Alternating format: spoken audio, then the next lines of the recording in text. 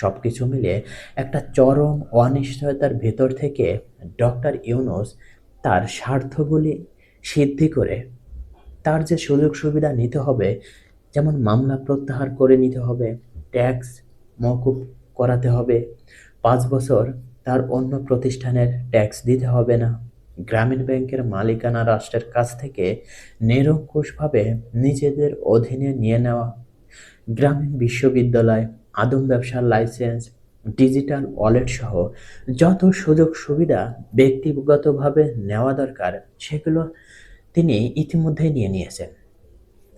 তাকে যারা এই ক্ষমতার মসনদে বসিয়েছেন তাদেরকে হতাশ করে তিনি একাই হয়তো চলে যাবেন, এই আশঙ্কায় এখন এনসিপির মধ্যে।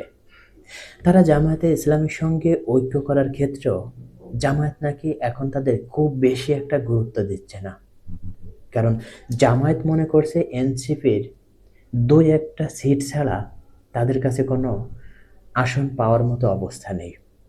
আর এনসিপি মনে করছে জামায়াতকে নিয়ে, জামায়াতকে তারা বিরোধী দল করে তারাই ক্ষমতায় যেতে চায়। কিন্তু পরিস্থিতিটা কি তেমন জায়গায় আছে? বিএনপির সঙ্গে দূরত্ব বেড়েছে এনসিপির, জামায়াতের সঙ্গে দূরত্ব বেড়েছে, ইউনূসের সঙ্গে দূরত্ব বেড়েছে। সেনাবাহিনী নিরঙ্কুশভাবে তাদের সমর্থন দেওয়ার মতো অবস্থায় নেই। ছোট ছোট দলের যারা বড় বড় তত্ত্ব কথা বলতেন টেলিভিশন টকশোতে, প্রেস ক্লাবে, তারাও এখন নতুন করে আর কোনো পথ খুঁজে পাচ্ছে না। অনিশ্চয়তার দোলাচলে এখন ইউনূস সরকারের পরবর্তী অধ্যায়।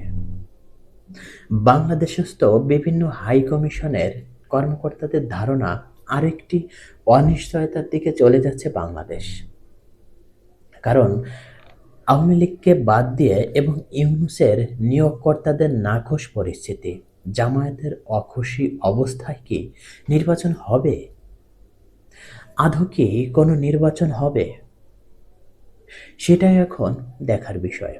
তবে এটা পরিষ্কার যে এনসিপি শিবির এবং জামায়াত শিবিরে প্রচণ্ড হতাশা নেমেছে। ডক্টর ইউনূসকে এখন তারা তাদের ভেতরে ভেতরে বিশ্বাসঘাতক, বেঈমান, সুবিধাবাদী এ জাতীয় শব্দে অভিষিক্ত করেছেন। দর্শক, আজ এ পর্যন্ত। আর হ্যাঁ, অবশ্যই আপনার মতামত কি এ ব্যাপারে কমেন্টে জানাবেন।